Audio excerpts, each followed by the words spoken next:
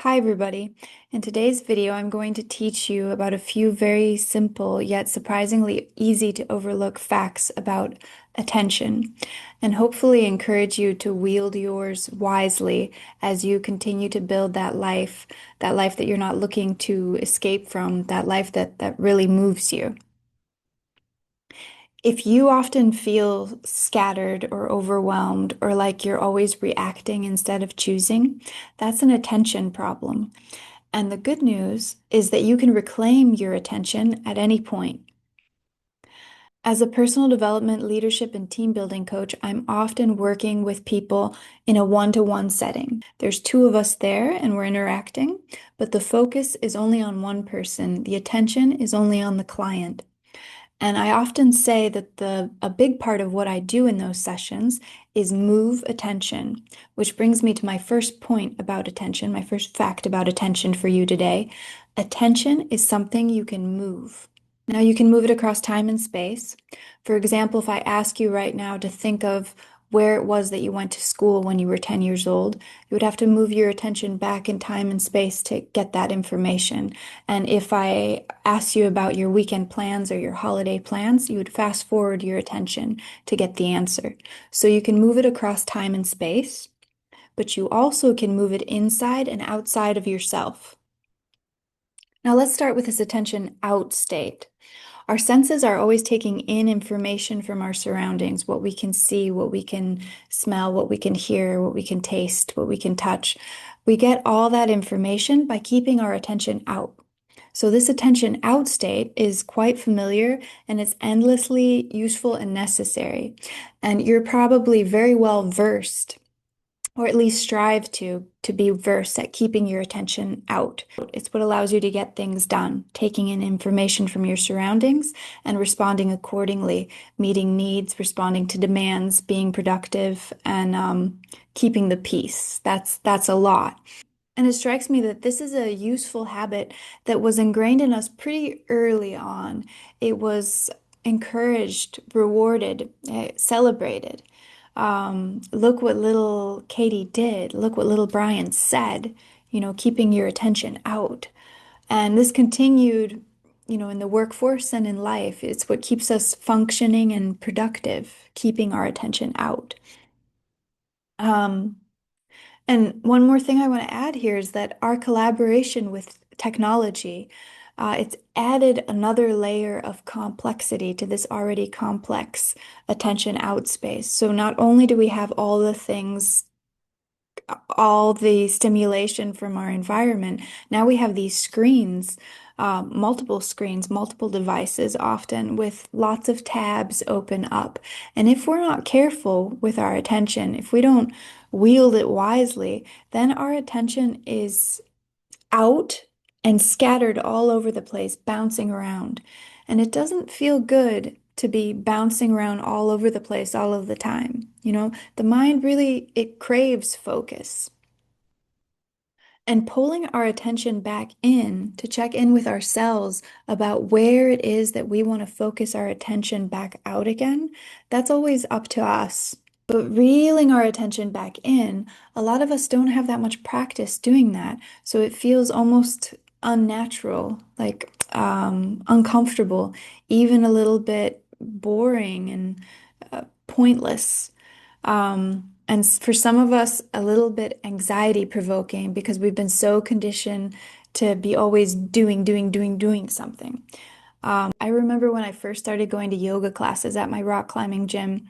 I started going to yoga classes because I knew that stretching would be good and flexibility was good for me and that it would help my rock climbing skills as well. And I had a choice between two different yoga instructors that offered two very different types of classes. The first one offered this very energizing power flow class where the music was energizing, you were moving the whole time, and at the end you felt really good. I felt really good, all sweaty, endorphins and all the wonderful things. Um, and the second one, she offered more of a slower and peaceful experience. And during that period of my life, I couldn't really stand slow and peaceful. Um, I laugh about it now, but I realized that back then I couldn't stand to just be with myself. But I did have a sense that however unappealing or uncomfortable, I should really try these softer, these slower yoga classes and this idea of mindfulness and sitting with myself, this attention in stuff, as I've come to call it. And it really did benefit me, as it does a lot of people. And as I said earlier, a lot of us don't have that much practice doing this attention in stuff. So it does feel uncomfortable and unnatural at first. It does require work, to build that habit up a bit. And like I already said, because life is is just speeding up even more. It's not going to slow down, and technology is going to keep coming at us. We don't want our attention out and fragmented. We want to pull it back into ourselves and realize how much control we have over it and how precious it is. And how it can never really be taken away from us unless we give it away. So it's so important to stay on top of wielding our attention wisely and creating spaces in our days where we can give ourselves a break from all the stimulation and pull our attention back to ourselves, back to the here and now, back inside, and stop chasing things and pay attention. Sit still and pay attention, and listen for that inner guidance. And that will help us turn our attention out again more powerfully, more intentionally. Which brings me to another simple yet often overlooked fact about attention. Wherever attention goes, energy flows. And I know that sounds corny, but it's so true. Wherever attention goes, energy flows. And where there is energy, there's always growth. So, what do we want to grow in our lives? What do you want to grow in your life? Well, we forget that we get to choose. We really do. And that choice is a moment to moment thing. And once we manage to pull our attention back in, once we do that, we still have to face that inner chatter and move past it, that's going on inside of us all of the time, and come to that seat of the soul, that calm, clear, confident, connected, curious, creative, compassionate, and courageous part of us. So don't let the outside world drag you around, and don't let your own mind drag you around. Remember, you're the watcher and the chooser, and it's true that the quality of your thoughts determine the quality of your lives. And the good news is that you can choose your thoughts. And choice is available at every juncture. And what I mean by that is that this is a never-ending process. It takes practice and it's a never-ending process. It's not that you pull your attention in and it stays there. Your attention is going to be moving. That's what it does. It's a dance. It's going to be moving inside and outside of you and across time and space. And you learn to control it. And like I said, this takes practice, but I promise you it's so worth it. It's worth doing those reps to build that muscle memory. And I have this 10-minute guided centering audio that I'd like to share with you. It'll help you drop into the present moment. And you can find the free download in the info box below.